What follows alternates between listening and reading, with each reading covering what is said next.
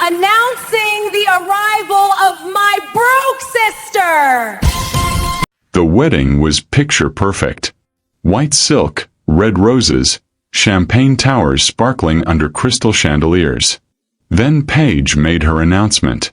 "There's someone I want you all to see," she said, smiling at the entrance like a cat with a cornered mouse. "My poor sister Andrea. The one who never quite figured life out." The guests, 200 of them, all dressed to impress, turned to look. Andrea appeared in the doorway. Not alone.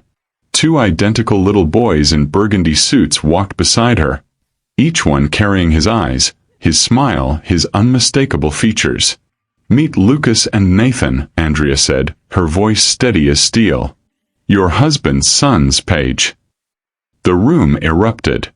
Gasps. Phones coming out. Paige's face draining of color. But Andrea wasn't done. Behind her, a projection screen lit up with documents. Property deeds. Contracts. All bearing one name. Andrea Garner, owner of the Sterling estate. What Paige didn't know was that her perfect revenge had just become her public reckoning, and the venue she was paying 6 figures for belonged to the sister she'd spent 3 years destroying.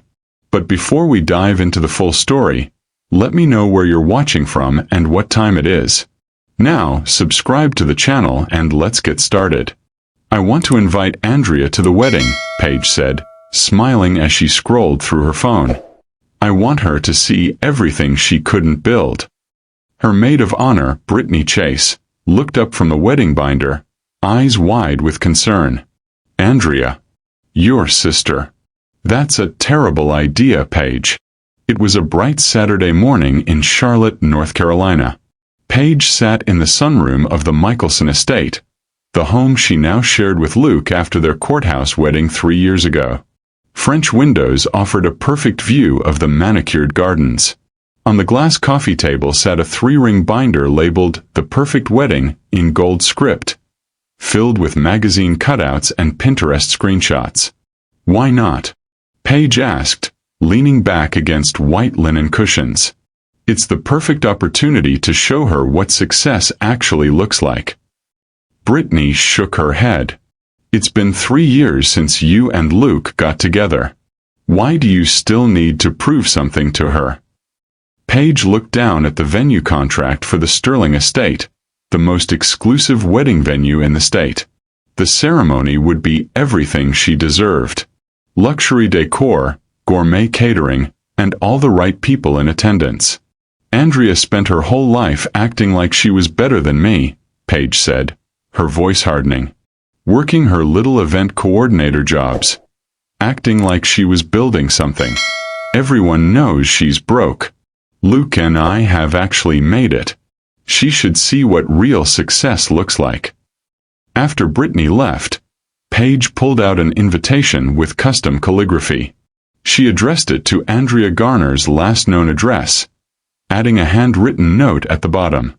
"I know you've been struggling since I moved on with my life. Come see what you couldn't build. Maybe you can take notes. P." She smiled as she sealed the envelope, imagining Andrea's face when she saw the venue, the dress, Luke waiting at the altar. 1 week later in Boston, Massachusetts, Andrea Garner opened her mailbox outside the brownstone office building of Garner Events headquarters. Among the business correspondence and vendor contracts was a cream-colored envelope with Charlotte postage. She recognized the handwriting immediately. Inside her corner office, Andrea sat at her desk and opened the envelope. The invitation was elegant. A wedding for Paige Garner and Luke Michaelson to be held at the Sterling estate. But it was the handwritten note at the bottom that made her pause. "I know you've been struggling since I moved on with my life. Come see what you couldn't build.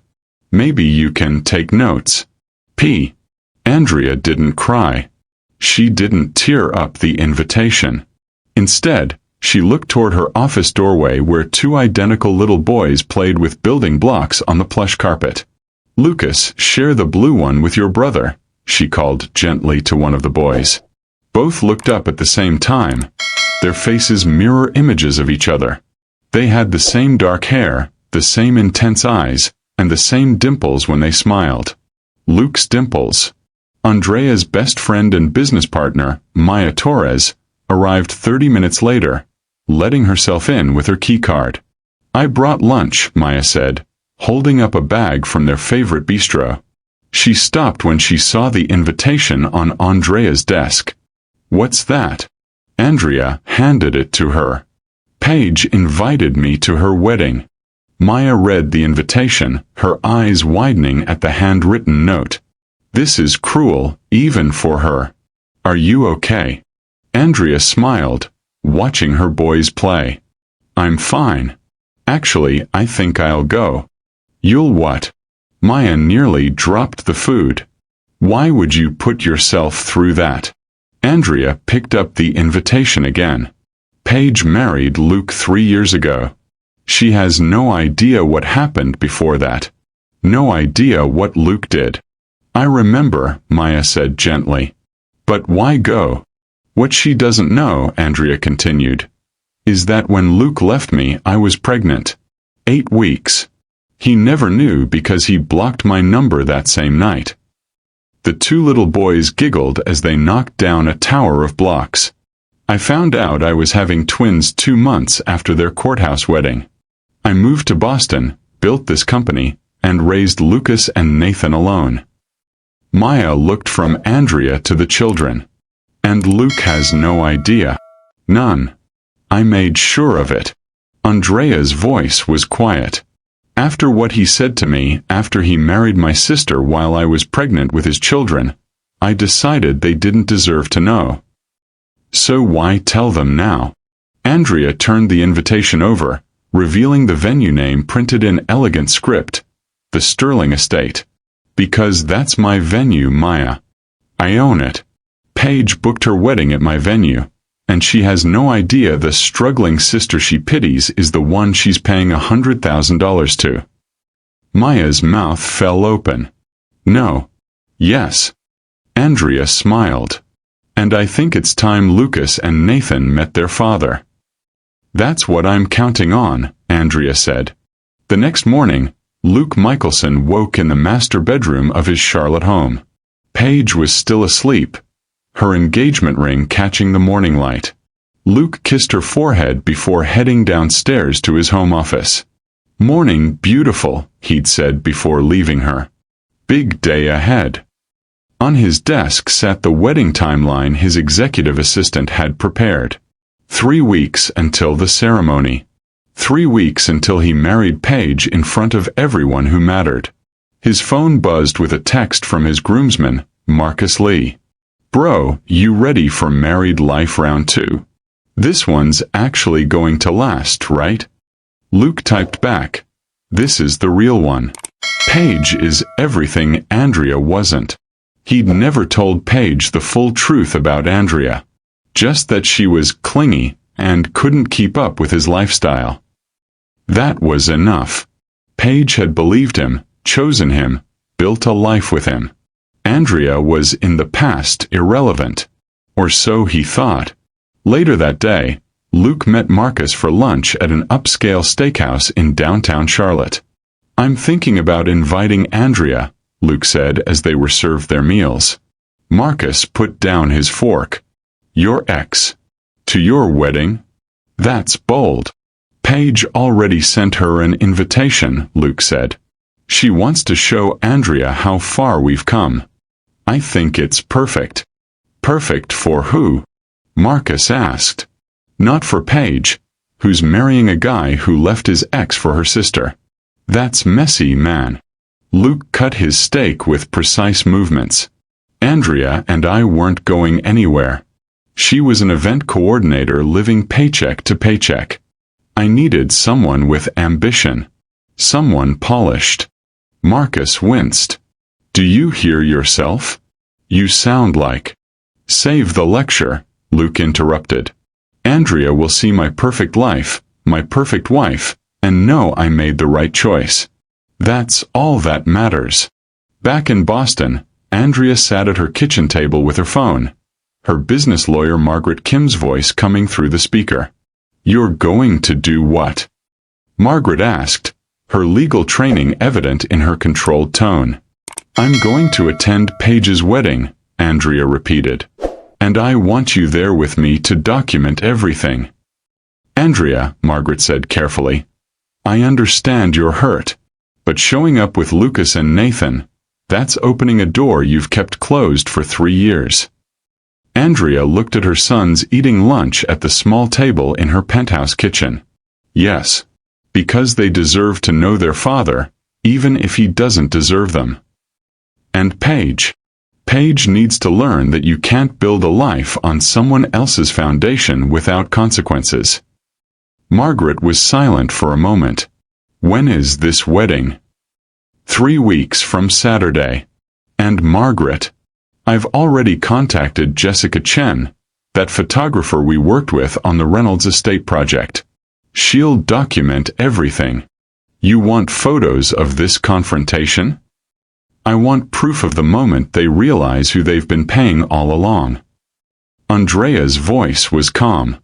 After what they put me through, I want evidence. After ending the call, Andrea dialed her parents' number in Maine. Mom, can you come to Boston this weekend? I need you to meet your grandsons properly before we take a trip. She paused. It's time Luke knew about his sons. That evening, Paige found the final guest list on Luke's desk. She scrolled through the names until one jumped out. Andrea Garner, confirmed. Luke, she called, walking into the living room where he was watching a golf tournament. Andrea, RSVP'd yes? Luke looked up, his expression carefully neutral. I thought you wanted her there. I did, Paige said slowly. I just didn't think she'd actually come. After everything. She trailed off. After everything what? After you left her for me. Paige sat beside him. Luke, tell me the truth. How did things really end with Andrea? Luke's smile faded. I told you. She was clingy, couldn't keep up. It wasn't working. Paige studied his face. That's it. Just not working. What else would there be? Luke asked, but something flickered in his eyes. Something Paige couldn't quite read. I don't know, Paige said quietly. But inviting her feels like we're tempting fate. Luke pulled her close. There's nothing to worry about. This wedding is going to be perfect. You'll finally show Andrea what real success looks like you wanted. As he spoke, his phone buzzed with a notification. Andrea Garner had confirmed her RSVP, and she was bringing 2 guests. Luke frowned. Who's she bringing? But the RSVP didn't say. 3 weeks until everything changed. Andrea stood in her penthouse that evening, looking out over the Boston skyline. Maya found her there, 2 glasses of wine in hand. You're really doing this? Paige wanted to show me what I couldn't build. Andrea's voice was steel wrapped in silk. I'm just accepting her invitation. She'll see her venue. She'll meet my sons. And she'll learn exactly who owns the fairy tale she's paying for. The invitation sat on Andrea's desk, a declaration of war disguised as family obligation. Andrea was ready. The wedding was in 3 weeks. 3 weeks until Lucas and Nathan met their father. 3 weeks until Paige learned the difference between looking successful and building an empire. 3 weeks until Luke discovered that the woman he'd dismissed as paycheck to paycheck now owned 5 of the most exclusive venues in the state, including the one where he was about to say, I do. But to understand how Andrea went from abandoned and pregnant to owning the Sterling estate, we need to go back 3 years. Back to when she was just an event coordinator trying to make ends meet. Back to the night she met Luke Michaelson and believed he was different. Back to the moment her entire world shattered, and she had to rebuild it alone. This is how it really began. Andrea Garner was 23 when her world first collapsed. She'd been 21 when the police officer knocked on her apartment door at 2 a.m., hat in hand, to tell her that her parents wouldn't be coming home. Car accident. Black ice on Highway 85. Gone in an instant.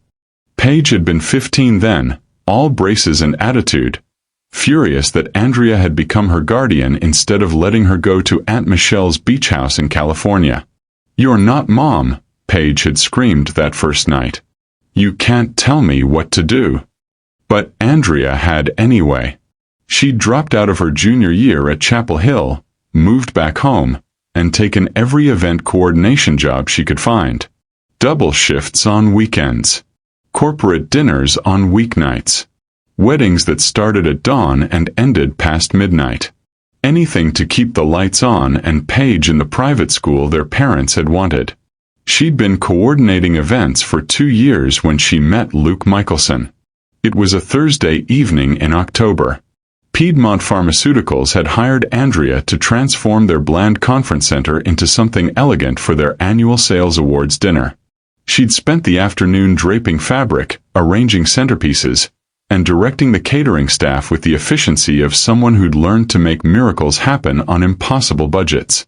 Luke had arrived early before the other sales reps, and found Andrea balanced on a ladder adjusting a chandelier. "That's impressive," he'd said, looking up at her. "The setup, I mean. Not many people could make this space look good." Andrea had climbed down, tucking a strand of hair behind her ear. "That's literally my job." He'd laughed. The sound was warm, genuine. "Luke Michaelson. And you are?" "Andrea Garner. Garner Events." "Well, Andrea Garner of Garner Events, this is incredible work. Here." He'd handed her his business card. "If you ever need a reference, or if you want to grab coffee sometime and talk about, I don't know, chandeliers." She'd smiled despite herself. "Smooth. I try." 3 weeks later, they'd had that coffee. Then dinner. Then Saturday mornings at the farmer's market and late-night conversations on her apartment steps after Paige had gone to bed. Luke was charming. He listened when she talked about the events she coordinated, asked thoughtful questions, remembered details. He brought Paige fancy macarons from the French bakery downtown, told her she reminded him of his younger sister. Paige, for once, seemed to actually like someone Andrea brought around. 6 months in, Andrea thought she'd finally found something good. Someone who saw past the exhaustion and the struggle to the person she was trying to become. Then she saw the 2 pink lines on the pregnancy test. Andrea had planned the conversation carefully. She'd made Luke's favorite dinner, pan-seared salmon with roasted vegetables, and waited until Paige was at a sleepover to tell him. But the moment she said the words, "I'm pregnant," his face changed. The warmth drained out of his expression like someone had flipped a switch. He set down his fork with careful precision. "I'm not ready for this," he said, his voice cold, clinical, like he was declining a contract offer. "You knew I had ambitions, Andrea. A baby doesn't fit my timeline." "Timeline?" Her voice cracked. "Luke, this is your child. Then it's your problem." He stood, straightening his jacket. "You were fun, Andrea, but let's be honest. You're an event coordinator who lives paycheck to paycheck. I need someone who matches my trajectory. Someone who understands the lifestyle I'm building." "The lifestyle you're—" Andrea couldn't finish the sentence. "I'm pregnant with your baby. And that's unfortunate." He picked up his keys from the counter.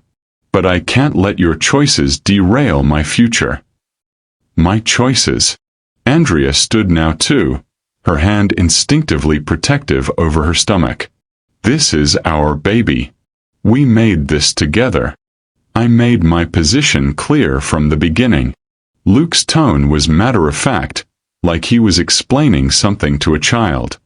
"I'm building something. A career. A life. You can barely afford this apartment. How exactly do you plan to raise a kid?"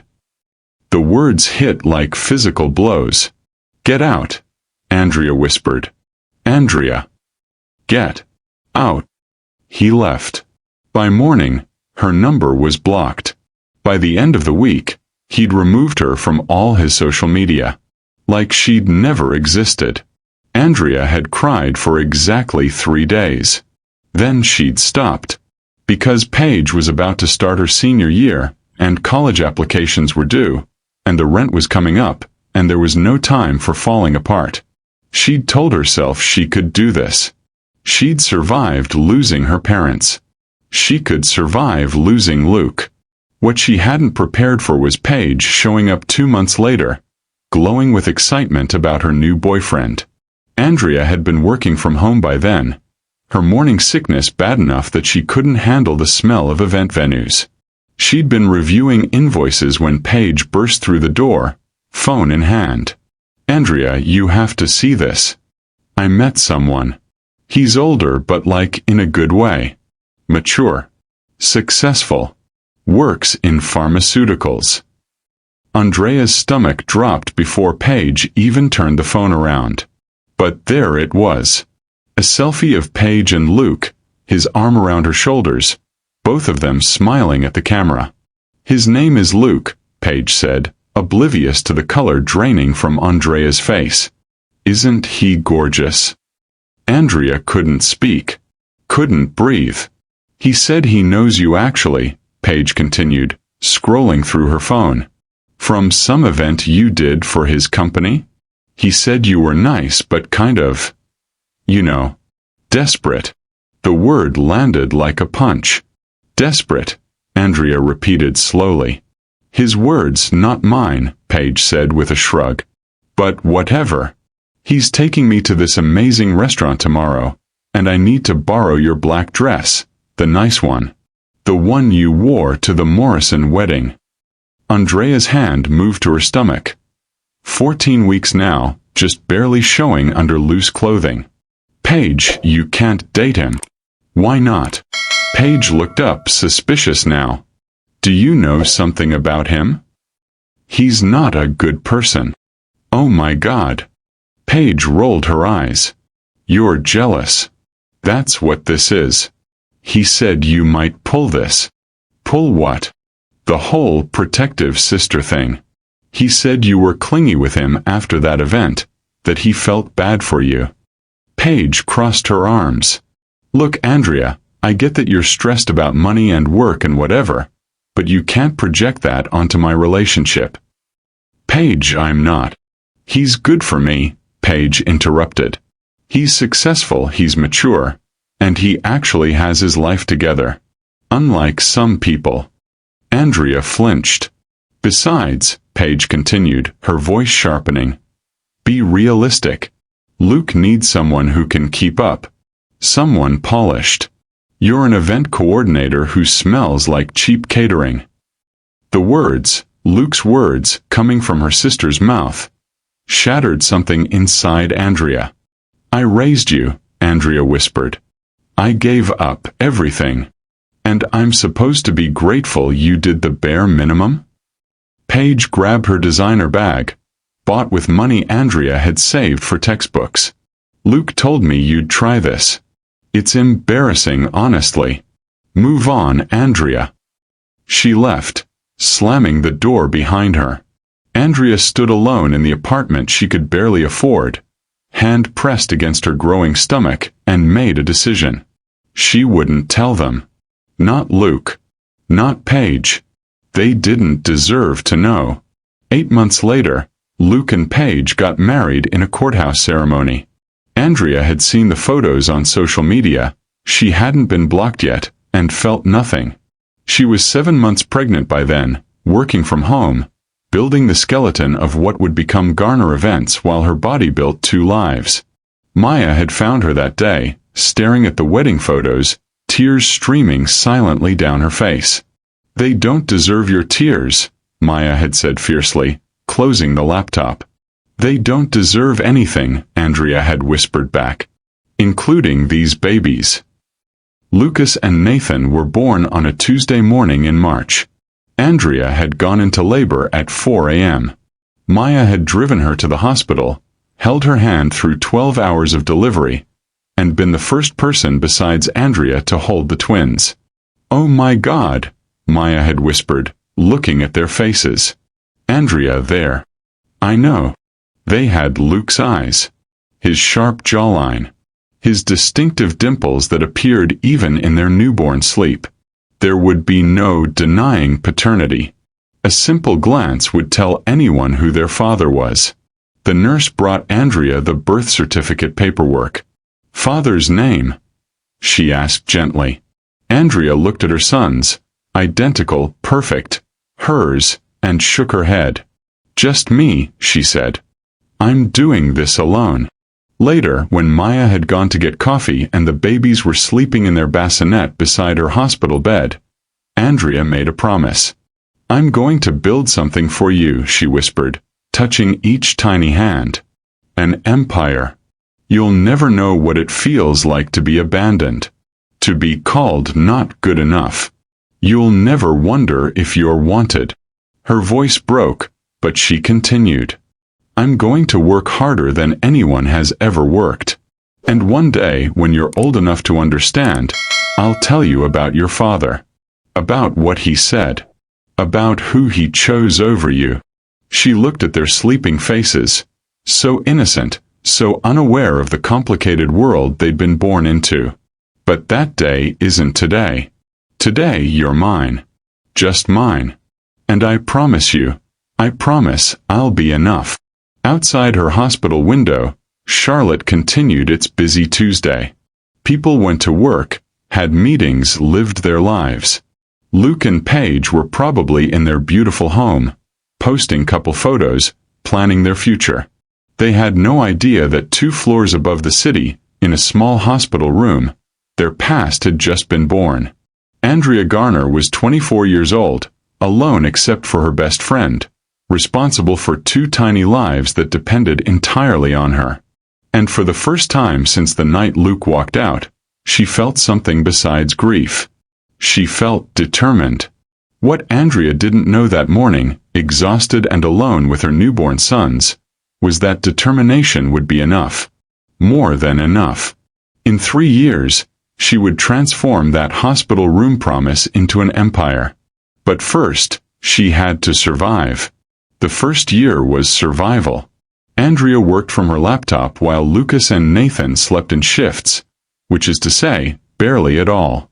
She'd coordinate events via email at 3 a.m. with one baby on her shoulder, the other in a bouncer beside her. Maya brought groceries. Andrea's parents' life insurance money covered rent.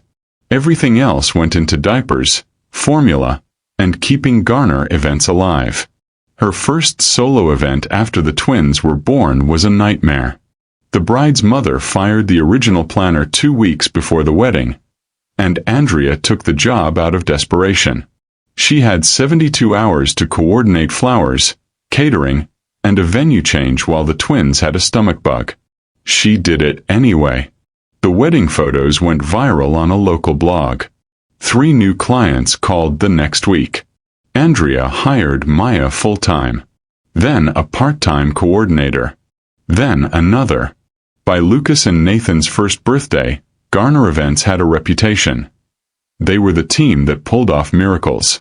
But miracles didn't pay enough. Not for the life Andrea wanted to build for her sons. The second year was sacrifice. Andrea worked 80-hour weeks. She missed the twins' first steps because she was at a venue walkthrough. She heard about Nathan's first word, Mama, from the nanny she could barely afford. Lucas learned to walk while Andrea was installing centerpieces at a reception for 400 guests. But the bookings kept coming. Corporate events. Society weddings. A-list clients who wanted elegance without pretension. Andrea delivered every time. Her designs walking the line between luxury and intimacy that made people feel seen. One event in particular changed everything. The Morrison wedding. Old money family, 300 guests, unlimited budget. The bride wanted timeless elegance with modern edge, which meant she wanted everything and had no idea how to ask for it. Andrea listened for 3 hours, made notes, and delivered a wedding that looked like it belonged in Vogue. The photos didn't just go viral. They exploded. By Monday morning, Andrea had 43 new inquiries. By Friday, she'd booked a year solid. By the end of the month, she'd hired 5 more coordinators and moved into an actual office. Andrea was 26 years old. The twins were 2. And she was building something real. The 3rd year was transformation. Andrea bought her first venue at 27, a historic mansion in Chapel Hill that had been neglected for decades. The building inspector said it would cost more to renovate than to demolish. Andrea saw potential where others saw problems. She spent 6 months and every dollar she'd saved transforming the mansion into something extraordinary. Original hardwood floors refinished to gleaming perfection. Crystal chandeliers restored and rewired. Gardens replanted with heirloom roses. Every detail chosen with the impeccable taste that had become her signature. The mansion's first wedding booked out at $40,000. Within 6 months, couples were booking 2 years in advance.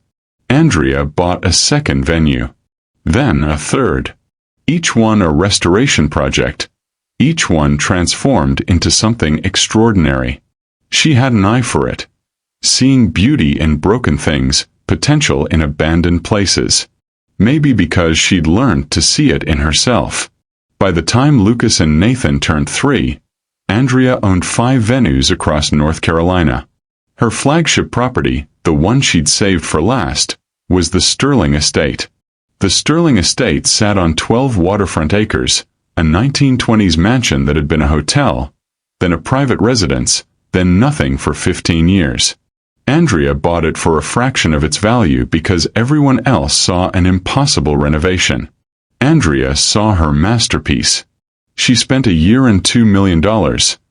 Money she'd earned, saved, and invested carefully, restoring the Sterling Estate to its former glory and then surpassing it. Ballrooms with 20-foot ceilings. Terraces overlooking the water. Gardens that looked like they'd existed for centuries. Every corner designed for those perfect photographs couples would treasure forever. The Sterling Estate's first wedding commanded $90,000. Within months, it was booking at 6 figures.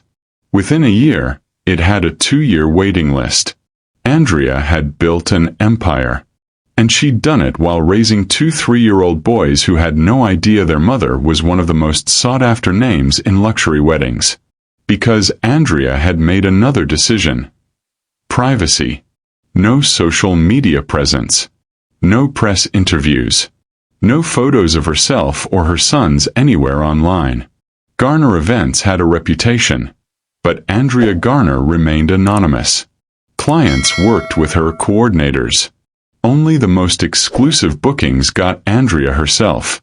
She'd learned from watching Paige. Looking successful on Instagram wasn't the same as being successful in reality. While Andrea built her empire in deliberate obscurity, Paige built a brand. Mrs. Luke Michaelson. Pharmaceutical sales wife.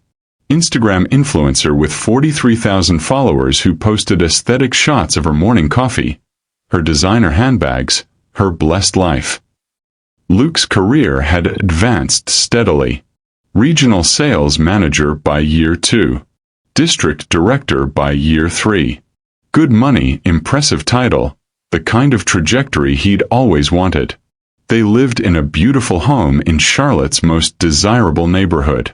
They attended charity galas. They posted couple photos with captions about #relationship goals and #building our dream. From the outside, they looked perfect. They had no idea that 3 hours north, the woman they'd discarded was building something real while they built something hollow. Lucas and Nathan were night and day, despite being identical. Lucas was serious, focused.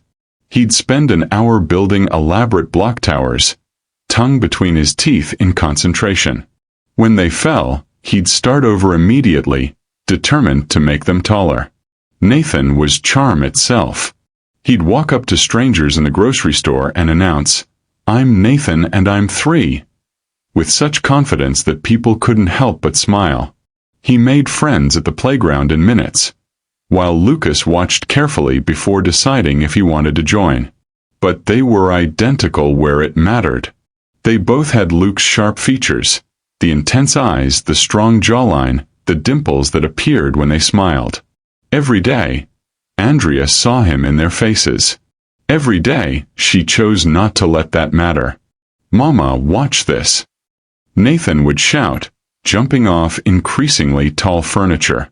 "Be careful," Lucas would warn, always his brother's keeper. And Andrea would watch her sons, brilliant, healthy, loved, and know she'd made the right choice. They didn't need Luke. They had her. They had Maya. They had grandparents who video called from Maine every Sunday. They had enough. More than enough. The irony started small. A client would mention booking the Sterling estate for their daughter's wedding. "Have you heard of it? It's impossible to get. The owner is very selective." Andrea would smile and say, "I've heard it's beautiful." Another client, "My friend's getting married at this place called the Sterling Estate. The owner only books like 50 weddings a year. Super exclusive." Maya would catch Andrea's eye across the office. They'd both hide smiles. Then one day, Andrea was reviewing booking contracts when a familiar name appeared on the screen. Event: Garner Michaelson Wedding Venue. The Sterling Estate Deposit: $25,000. Paid. Client: Paige Garner. Andrea had stared at the screen for a full minute before calling Maya into her office. "Tell me I'm not seeing this." Maya looked at the contract. Then she started laughing. "Oh my God. She booked your venue. Paige booked your venue." "She has no idea," Andrea whispered. "None. How could she? You've kept everything private. Your name isn't on the marketing. The booking coordinators handle everything." Maya sat down slowly. "Andrea, this is ironic." "Biblical," Maya corrected. "This is biblical-level irony." Andrea pulled up Paige's Instagram. There it was, posted 2 hours ago, a photo of the Sterling Estates brochure with the caption, "Officially booked my dream venue. Most exclusive wedding location in the state. This is what real success looks like. Ring sparkles #wedding planning #dreams, come true #the Sterling Estate." The comments were full of congratulations. Paige's followers gushing about how lucky she was. How perfect it would be. How she deserved this. Andrea closed the laptop. "She's paying me," Andrea said slowly. "Paige is paying me $100,000 to get married at my venue. To the man who abandoned me and his children. What are you going to do?" Maya asked. Andrea looked at the wedding date. 3 months away. Then she looked at the framed photo on her desk. Lucas and Nathan on their 3rd birthday, matching outfits, identical smiles. "I'm going to give her exactly what she asked for," Andrea said quietly. The Sterling Estates signature experience. Every detail perfect. Every moment documented. And then I'm going to show up at her wedding," Andrea said, her voice steady as steel. "With Lucas and Nathan. And Paige will finally see what real success actually looks like." Maya leaned back in her chair. "You know this will blow up their entire world." "Good," Andrea said. "They blew up mine first." She opened the contract file and began reviewing every detail. Paige had booked the premium package. 200 guests. Custom florals. Live band. Every luxury the Sterling Estate offered. Andrea would deliver it all. Flawlessly. Professionally. Perfectly.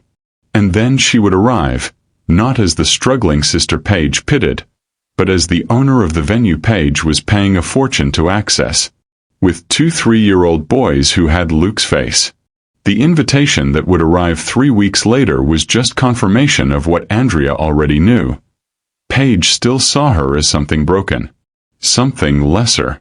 Something to pity and display like a trophy of her own success. But Paige was wrong. Andrea wasn't broken. She'd built an empire from the pieces. The invitation arrived on a Tuesday, 3 months before the wedding. Andrea was in her office reviewing floor plans when Maya walked in, holding a cream-colored envelope like it might explode.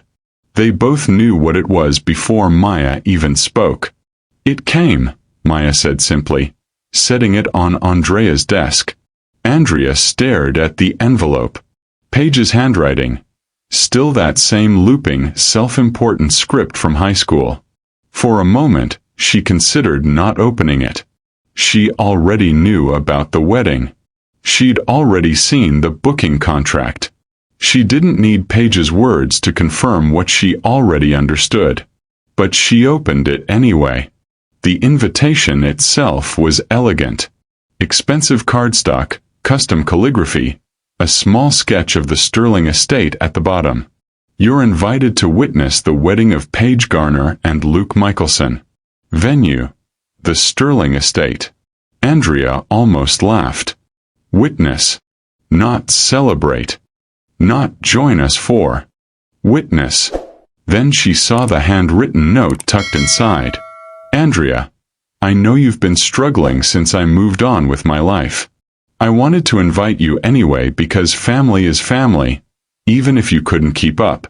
It would mean a lot to see you there, maybe in something nice for once. The venue is supposedly the place to get married, we're paying a fortune. So try not to feel too out of place. Maybe you can take notes for whatever little events you're still doing. P." Maya watched Andrea's face carefully. "What does it say?"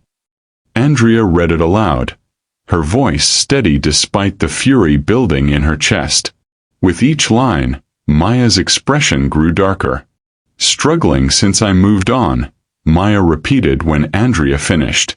"She thinks you're struggling." "Something nice for once," Andrea continued, her voice flat.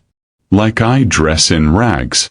Little events you're still doing," Maya finished, "while she's at your venue. Your flagship property. Your masterpiece." Andrea set the invitation down carefully, precisely, like it might shatter if she wasn't gentle. "She has no idea." "None," Maya confirmed. "She booked through our coordinators. She's never met you.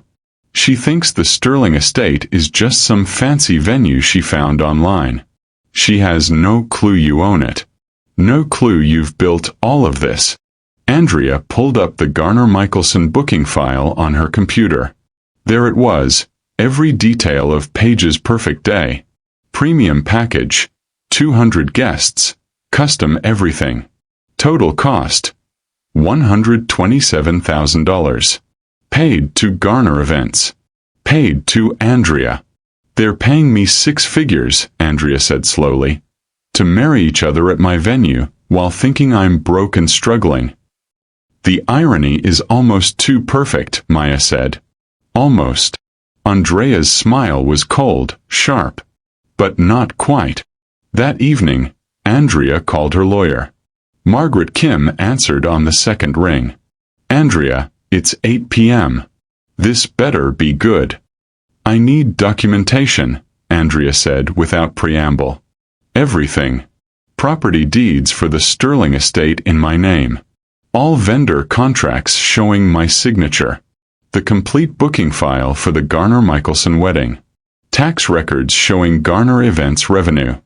Everything that proves what I've built." Silence. Then, "You're going to the wedding?" "Yes." "And you're bringing the twins?"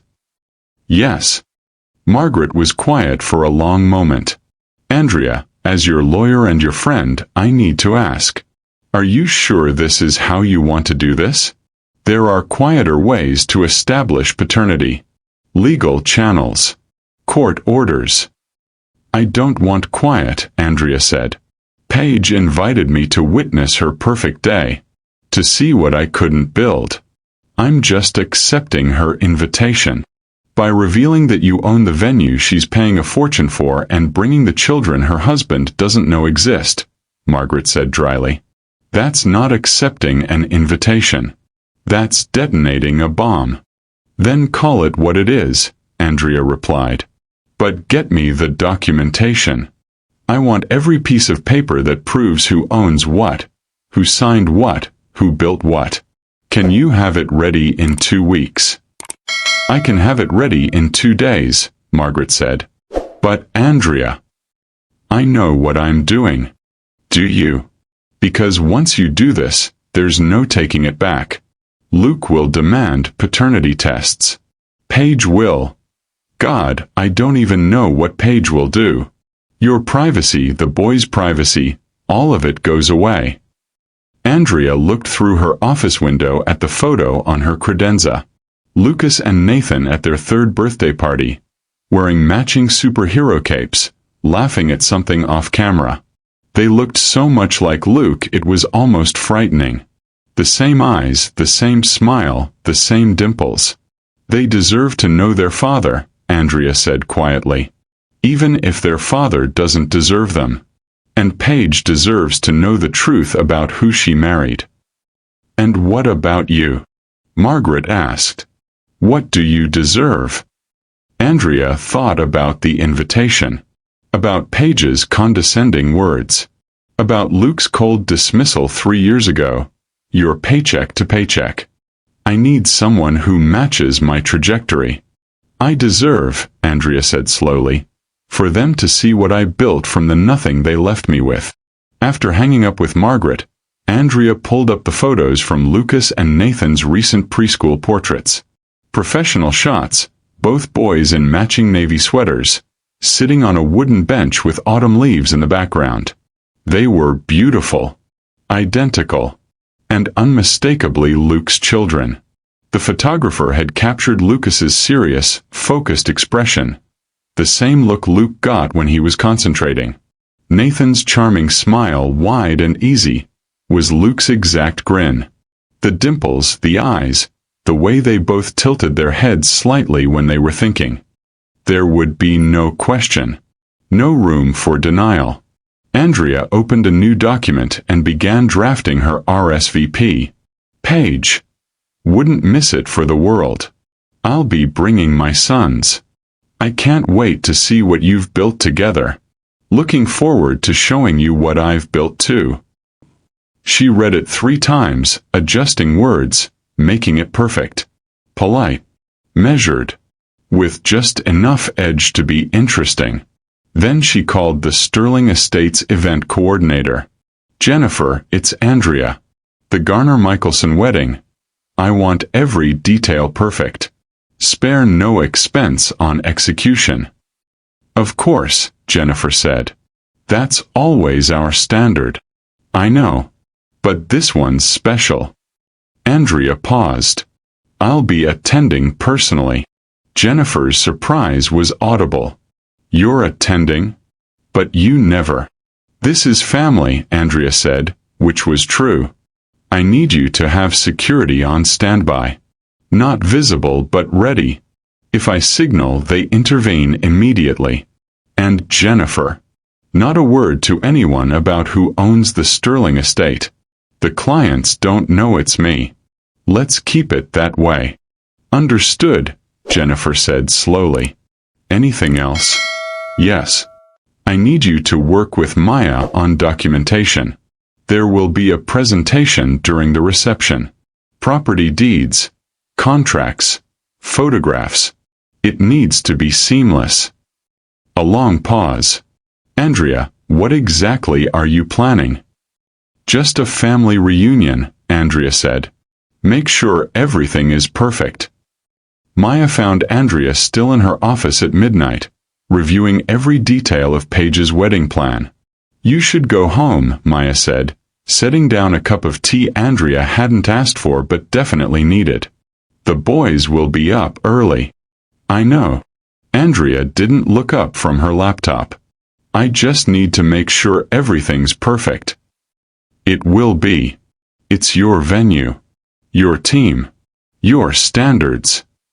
Maya sat down across from Andrea. But I need to ask you something, and I need you to really think about the answer. Andrea finally looked up. Is this revenge? Maya asked quietly. Or is this something else? Andrea leaned back in her chair, considering. Paige invited me to witness what real success looks like. She wanted me to see her perfect venue, her perfect wedding, her perfect life. She wanted me to feel small. So this is revenge. No, Andrea said. Revenge would be canceling her wedding, refusing her the venue, calling Luke 3 years ago and demanding child support. Revenge is hurting people who hurt you. Then what is this? Truth, Andrea said simply. Paige thinks she built something real. Luke thinks he chose well. They've spent 3 years believing a story where I'm the failure and they're the success. I'm just going to show them the reality. With your sons. With Luke's sons, Andrea corrected. Who he abandoned. Who he doesn't know exist. Yes. Maya studied her friend's face. You know they'll both implode. Good, Andrea said. Let them know what it feels like. The next morning, Andrea took Lucas and Nathan shopping for their outfits. She'd chosen burgundy suits to match her own power suit, a visual statement of unity, of family, of belonging. In the fitting room, she knelt down to adjust Nathan's bow tie while Lucas waited patiently for his turn. Mama, why do we need fancy clothes? Nathan asked, ever curious. We're going to a special party, Andrea said carefully. She'd thought about how to explain this, how much to say. You're going to meet some people who are important. Like who? Lucas asked, always wanting specifics. Like. Andrea paused. Like your father. Both boys looked at her with identical expressions of confusion. They'd asked about their father before, the way all children eventually do. Andrea had always said the same thing. He lives far away. It's complicated. But you have me, and you have Grandma and Grandpa and Aunt Maya, and that's enough. Our father. Nathan's eyes went wide. Really? Really? Andrea confirmed. But he doesn't know about you yet. So it's going to be a surprise. A good surprise? Lucas asked, always worried. Andrea adjusted his bow tie, kissed his forehead. The truth is always good, sweetheart. Even when it's complicated. 3 weeks. That's how long Andrea had to prepare for the moment everything changed. She spent those weeks reviewing every detail. The venue would be perfect. That was a given. But the reveal had to be orchestrated carefully. Timing. Documentation. Witnesses. Everything had to be undeniable. Margaret delivered the documentation. Property deeds, contracts, financial statements, all professionally bound and indexed. The Sterling Estates ownership papers with Andrea's signature. The booking contract with Paige's signature. The $127,000 in payments made to Garner Events. Jennifer had arranged for a discreet presentation system. A single signal from Andrea, and the screens throughout the venue would display whatever she wanted. Maya had hired a photographer. Not the one Paige had booked, but someone who would document the real story. The moment Luke saw his sons. The moment Paige realized where she was. The moment truth replaced illusion. On the final Friday before the wedding, Andrea sat in her office with the burgundy suit hanging on her door, the boys' matching outfits beside it, and Paige's cruel invitation on her desk. Maybe in something nice for once. Andrea smiled. She'd be wearing something nice. And she'd be bringing something Paige never saw coming. The truth about who had really built something real. Tomorrow, the fairy tale Paige was paying for would become Andrea's reality to reveal. And there was nothing Paige could do to stop it. The morning of the wedding arrived with perfect weather. Clear skies, gentle breeze, the kind of day Paige had probably manifested on her vision board. Andrea woke at 6 a.m. Not from an alarm, but from anticipation. She lay in bed for a moment, listening to the sounds of Lucas and Nathan still sleeping in their room down the hall, and thought about what today would bring. 3 years of secrets about to surface. She got up. By 7:30, both boys were awake and bouncing with excitement. Andrea had told them they were going to a fancy party, and Nathan had talked about nothing else for days. "Is this the party where we meet our father?" Lucas asked, always remembering the important details. "Yes," Andrea said, kneeling to button his white shirt. "But remember what I said. He doesn't know about you yet. So we need to be patient." "Why doesn't he know?" Nathan asked, trying to tie his bow tie and failing adorably. Andrea took over, her hands steady despite her racing heart. "Because sometimes adults make things complicated. But today, everything becomes simple again." She dressed them in their burgundy suits, matching her own. When she looked at all 3 of them in the mirror, her in her power suit, the boys in their miniature versions, she saw what she'd built. Not just a business empire, but a family. Complete without Luke, but about to include him anyway. Because truth demanded it. The Sterling estate was 40 minutes away. Andrea drove in silence, the boys chattering in the back seat about whether there would be cake at the fancy party. Nathan was certain there would be. Lucas was skeptical. As they pulled into the circular drive, Andrea saw the parking lot filling with luxury cars. Mercedes, BMWs, even a Bentley. Paige's guest list was as expensive as her venue choice. Andrea parked in the owner's reserved spot, hidden from the main entrance, marked only with a discreet management sign. "Mama, this place is huge." Nathan pressed his face against the window. "I know," Andrea said quietly. "I built it." They entered through the owner's entrance, a side door that led directly to Andrea's private office. Staff members they passed stopped, surprised, then immediately respectful. Ms. Garner, Jennifer, the event coordinator, greeted her. "Everything's ready. The ceremony starts in 30 minutes. "Thank you, Jennifer. I'll be watching from here until the reception." Jennifer glanced at Lucas and Nathan. "And these must be your sons. They're beautiful." "Thank you," Andrea said. "We're here to reunite them with their father. He doesn't know they exist yet." Jennifer's eyes widened, but she was professional enough not to ask questions. "I'll make sure you're undisturbed." Andrea's office had floor-to-ceiling windows overlooking the main ballroom, currently set up for the ceremony.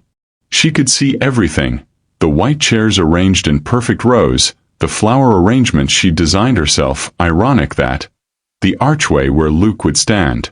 Her computer monitor showed security camera feeds from throughout the venue, including the bridal suite.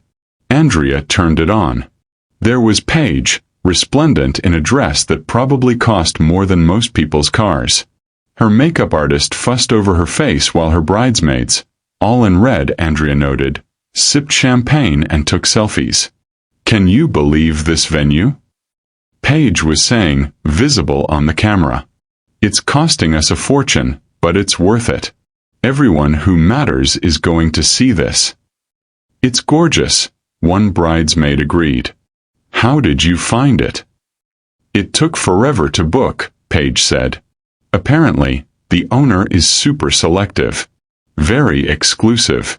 But we're paying them enough that they couldn't say no." Andrea smiled coldly. She'd said yes to this booking the moment she saw Paige's name. Not for the money. For this moment. Lucas tugged on her sleeve. "Mama, when does it start?" "Soon, sweetheart. Very soon." The ceremony was exactly what Andrea expected. Beautiful and hollow. Luke stood at the altar in his tuxedo, looking every inch the successful man he believed himself to be. His groomsmen flanked him, all pharmaceutical sales guys who probably sold their souls along with their drugs. The music began. Bridesmaids walked down the aisle. Then Paige appeared, and even Andrea had to admit she looked stunning. The officiant began. "We're gathered here today to witness the union of Paige and Luke." Andrea watched Luke's face. He looked proud, satisfied, like he'd won something. "Luke, do you take Paige to be your lawfully wedded wife?" "I do," Luke said, his voice carrying across the room. Andrea's hand tightened on her desk. Lucas looked up at her, concerned, but she smiled at him. "It's okay, baby. Just watching." Paige's vows were about partnership and building a life together. Luke's vows were about ambition and success and reaching their potential as a couple. Not once did either mention love. "I now pronounce you husband and wife." The guests applauded. Luke kissed Paige. The music swelled. Andrea stood up. "Come on, boys. It's time." The reception was in full swing by the time Andrea made her entrance. 200 guests filled the ballroom, champagne flowing, conversations buzzing. The DJ played something upbeat. Paige and Luke stood near the head table, accepting congratulations, looking like the king and queen of their perfect kingdom. Andrea took a breath, adjusted Lucas's bow tie one last time, held both boys' hands, and walked into the ballroom. She was halfway across the floor before Paige noticed.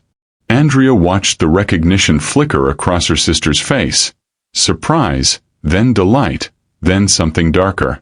Paige grabbed a microphone from the DJ stand. "Oh my God, everyone!" Her voice carried across the room, stopping conversations mid-sentence. "My sister Andrea actually made it." Guests turned. Andrea kept walking, her expression calm, the boys matching her pace. "Look at that suit," Paige continued, her tone dripping with false sweetness. "Very corporate. And she brought... Are those children?" Paige laughed, and a few guests joined in uncomfortably. "Andrea, I didn't know you were babysitting today. That's so sweet that you still find work where you can." Andrea reached the center of the ballroom and stopped. "Actually, Paige," Andrea said, her voice clear and calm, "I want to thank you for choosing the Sterling Estate for your wedding. It's truly a beautiful venue." Paige preened. "Isn't it gorgeous? We're paying an absolute fortune, but it's worth it for the best, right?" "I'm glad you think so," Andrea said. She looked at Jennifer across the room and gave a small nod. "Because I own it." The room went silent. Paige laughed, uncertain. "What?" "The Sterling Estate," Andrea repeated. "I own it. This is my venue." "That's not, you're joking," Paige said, but her smile was faltering. Andrea nodded again. Behind the head table, massive screens flickered to life. Property deeds appeared. The Sterling Estate. Owner: Andrea Garner. Vendor contracts. Signature: Andrea Garner. The booking contract for this very wedding. Client: Paige Garner. Paid to Garner Events, LLC. Owner: Andrea Garner. Financial statements. Revenue: $4.2 million last year. Garner Events. The gasp started as a whisper and grew to a roar. "Oh my God," someone said. "She owns this place." The whole estate. Paige's face went white. She turned to look at the screens, then back at Andrea. This is some kind of trick." "No trick," Andrea said. "Just truth. You booked your wedding at my venue, Paige. You paid me $127,000 for this perfect day. Every flower you chose, every menu item, every moment of this reception. You paid me for all of it." Luke was staring now, finally paying attention. His eyes moved from Andrea to the screens to Andrea again. "That's impossible," he said. "You were broke. You were paycheck to paycheck." Andrea finished his sentence. "Someone who couldn't keep up? Is that what you were going to say, Luke?" The room was completely silent now. Every phone was out recording. Andrea took a breath. This was it. "Actually, Luke, there's someone I'd like you to meet." She looked down at Lucas and Nathan. "Boys, come here." They stepped forward, holding hands, identical in every way. Luke's eyes widened. Andrea watched the recognition dawn slowly. The dark hair, the sharp features, the dimples. His dimples. On faces that were undeniably, unmistakably his. "Luke," Andrea said clearly. "Meet Lucas and Nathan. Your sons." The room erupted. Gasps. Shouts. Phones raised higher. Someone dropped a glass. Luke's face drained of all color. That's not possible." "They were born 3 years ago," Andrea continued, her voice steady. "8 months after your courthouse wedding to my sister. I was pregnant when you left me. When you blocked my number. When you told me I was paycheck to paycheck and couldn't match your trajectory." She pulled out her phone, pulled up photos, held them up. Lucas and Nathan as newborns. As 1-year-olds. At their second birthday party. At 3 years old, matching Luke's baby photos so perfectly it was eerie. "I raised them alone," Andrea said. "While you two built your Instagram life, I built a real one. While Paige posted about #blessed moments, I was up at 3 a.m. with twins. While you celebrated your first anniversary, I was closing my first venue deal." Paige was shaking her head, backing away. No, this is insane. "Luke, tell her." But Luke couldn't speak. He was staring at Lucas and Nathan like he'd seen ghosts. "They have your eyes," someone in the crowd whispered. "Oh my God, they're identical to him." Did he really not know? She raised them alone? Andrea looked at Paige. "You invited me to see what real success looks like. So here I am, Paige. Successful venue owner. Mother of 2. Built an empire from the nothing you left me with. Is this what you wanted to witness?" Paige's face crumpled. "You ruined my wedding." "No," Andrea said quietly. "I just told the truth. You ruined it yourself by building it on lies." She turned to Luke. "Lucas and Nathan deserve to know their father. Even if their father didn't deserve them. We'll discuss custody, child support, visitation. All of it. Through lawyers. Like civilized people." Luke finally found his voice. "I didn't know. Andrea, I swear." "You didn't want to know," Andrea corrected. "There's a difference." She took Lucas and Nathan's hands. They looked confused but calm, trusting their mother even in this chaos. "Enjoy the rest of your reception," Andrea said. "It's already paid for. The Sterling estate thanks you for your business." And with that, she walked out of the ballroom she owned, with the son she'd raised alone, leaving behind 200 witnesses to the moment a perfect facade shattered into truth. Behind her, the silence broke into chaos. But Andrea didn't look back. She'd said what needed saying. The rest was their problem now. Andrea made it to her car before her hands started shaking.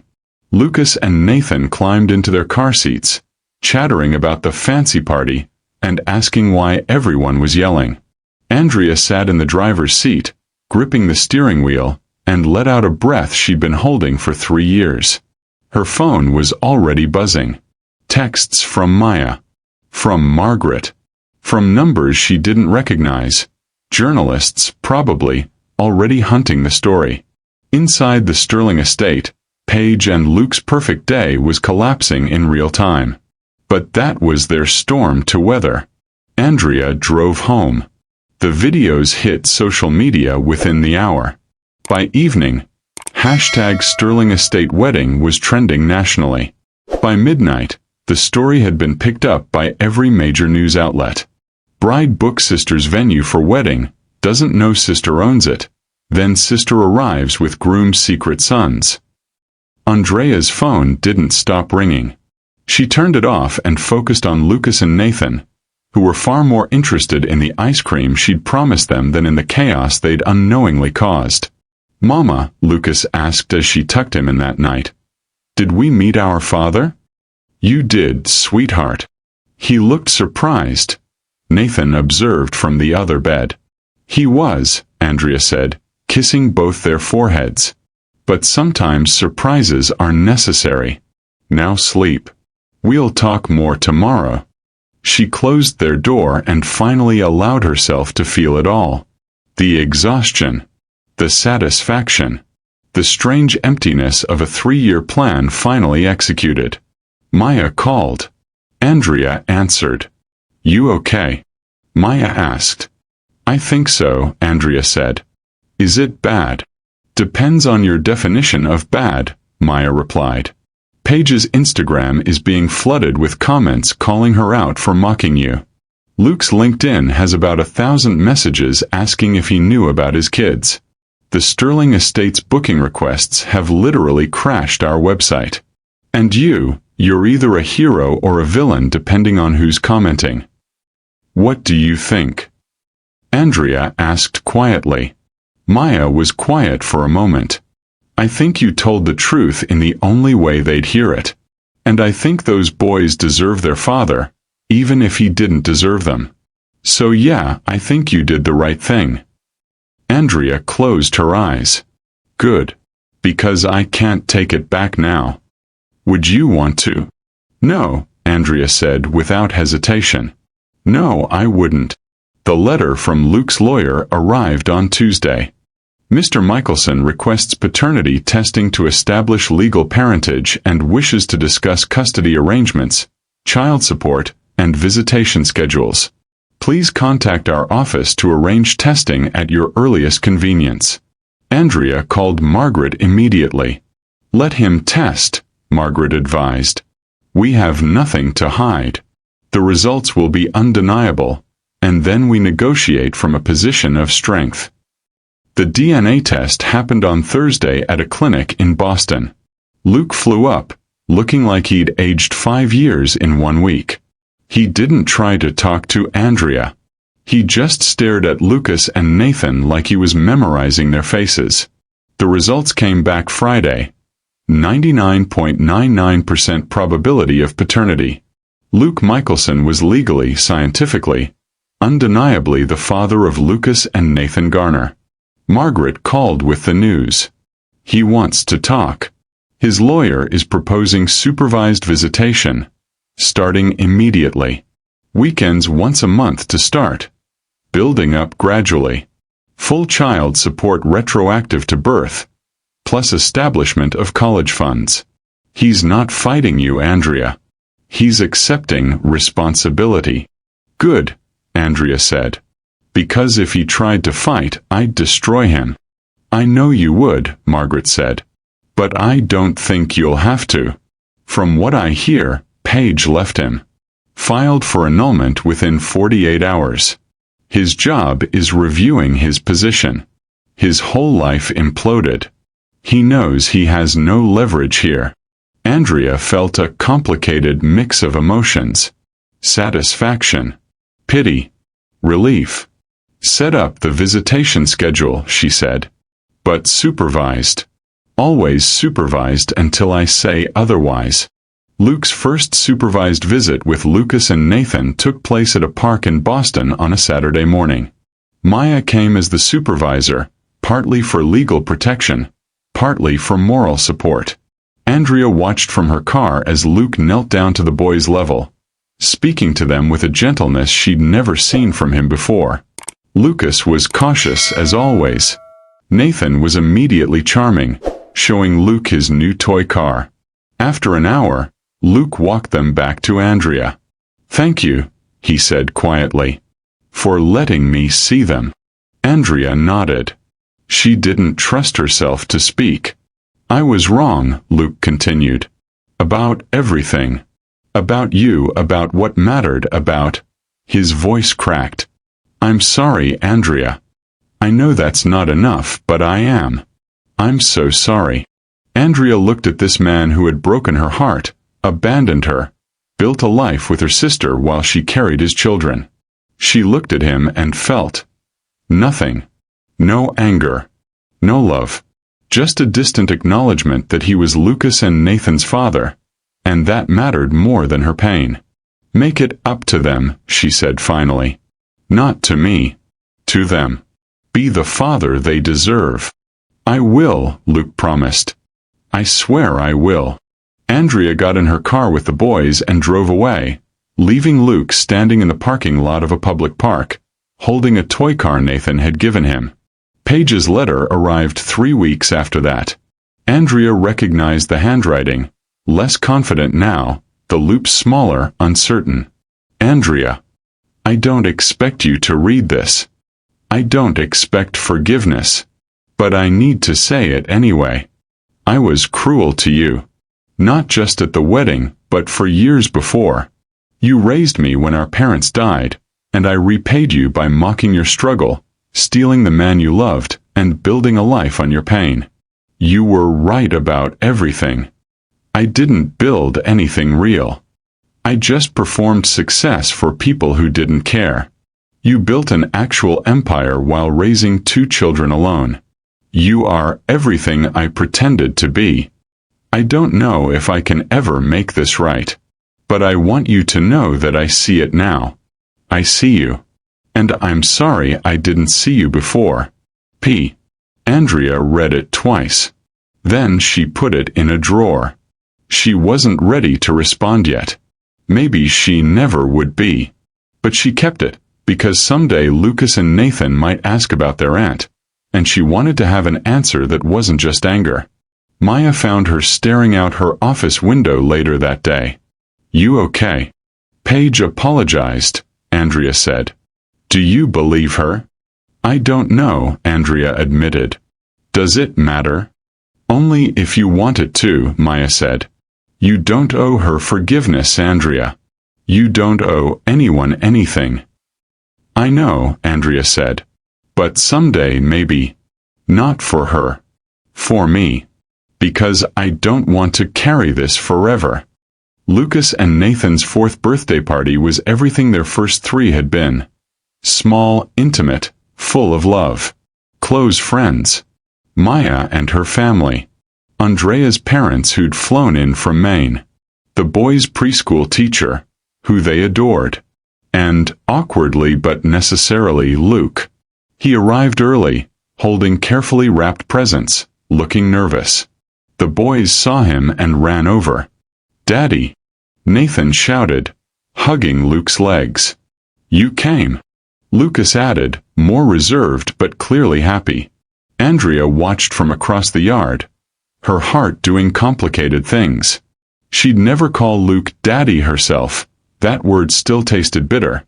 But hearing her son say it with genuine affection meant they were building something she couldn't give them alone. Maya raised a glass as everyone gathered around the birthday cake. To Andrea, Maya said, her voice carrying across the small group. Who built an empire while raising princes. Who turned pain into power. Who showed us all what real strength looks like. Everyone cheered. Andrea felt her cheeks flush. And to Lucas and Nathan, Maya continued. May you grow up knowing you're loved, wanted, and never ever a problem. Andrea's eyes stung. She blinked the tears back as everyone sang happy birthday. Later, as guests were leaving, Andrea found herself standing next to Luke while the boys played on the swings. They're incredible, Luke said quietly. You did an amazing job. I had no choice, Andrea replied. Yes, you did, Luke said. You could have been bitter. You could have kept them from me out of spite. You could have destroyed me legally, financially, completely. But you didn't. You chose to let them know their father, even though I didn't deserve it. Andrea watched Lucas push Nathan on the swing, both boys laughing. I didn't do it for you, she said. I did it for them. They deserved the truth. Still, Luke said. Thank you. Andrea didn't respond. Some things didn't require words. Across the yard, she saw a car slow down on the street. A familiar car. Through the window, Andrea glimpsed Paige's face, watching the party she wasn't invited to. For a moment their eyes met. Then Paige drove away. Andrea felt a pang of something. Not quite pity, not quite forgiveness. Just sadness. For what could have been. For what was lost. But then Nathan called, Mama, watch this. And Andrea turned her attention back to what mattered. Her sons. Her business. Her hard-won peace. 6 months after the wedding. The Sterling estate was more famous than ever. The wedding that ended in revelation had made it legendary. Booking requests came from across the country. Celebrities. Influencers. People who wanted to be part of the story, even tangentially. Andrea raised her prices and became even more selective. The Sterling estate wasn't just a venue anymore. It was a statement. Garner events expanded to 3 new cities. Andrea hired 20 more coordinators. She was featured in Brides magazine, the Not Vanity Fair. The woman who built an empire in secret. One headline read. But the story Andrea cared about most appeared in a single-parent support forum she joined years ago when Lucas and Nathan were newborns. A woman named Jennifer had posted, I just watched the Sterling estate video and I'm crying. I'm a single mom to twin girls and I've been feeling like I can't do this. But seeing Andrea Garner's story, how she built all of that while raising her boys alone, it gave me hope. If she could do it, maybe I can too. Andrea screenshotted the post and kept it on her phone. That was the point. Not revenge. Not humiliation. Truth. And hope. And showing other women that you could be broken down and still build something extraordinary. Late one night, after Lucas and Nathan were asleep, Andrea sat in her home office looking at the invitation that had started everything. Come see what a real family looks like. She picked up her phone and finally, after 6 months, responded to Paige's apology letter. Paige, I got your letter. I'm not ready to forgive yet. Maybe I never will be. But I'm not holding on to anger either. You taught me something important. The difference between looking successful and being successful. Between performing happiness and building it. Lucas and Nathan ask about you sometimes. They know they have an aunt. Someday, when I'm ready, maybe you can meet them. But that day isn't today. I hope you're building something real now. Not for Instagram. For yourself. Andrea. She sent it before she could second-guess herself. Then she opened her laptop and began drafting plans for her 6th venue. An old theater in Charleston that everyone said was beyond saving. Andrea smiled. She specialized in seeing potential in broken things. Outside her window, Boston glittered in the darkness.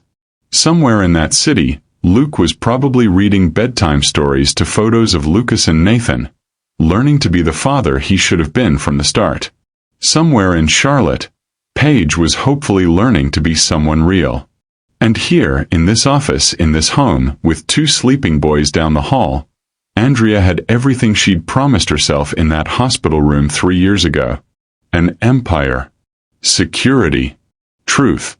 And sons who would never, ever wonder if they were wanted. She'd done it. Not for revenge. Not for vindication. For them. Always for them. If you believe in building something real, in choosing truth over comfort, and in the power of starting over, share the story. Subscribe for more stories about resilience, redemption, and the empire you can build from broken pieces. Comment below. What would you have done in Andrea's situation? Where are you watching from? Let's talk about what real success actually looks like. Thank you for watching this story to the end. If you enjoyed this story, you will surely love the next one. It's as interesting and even more intriguing than you can ever imagine. So do check it out. Click on the image showing on your screen right now to watch the next one.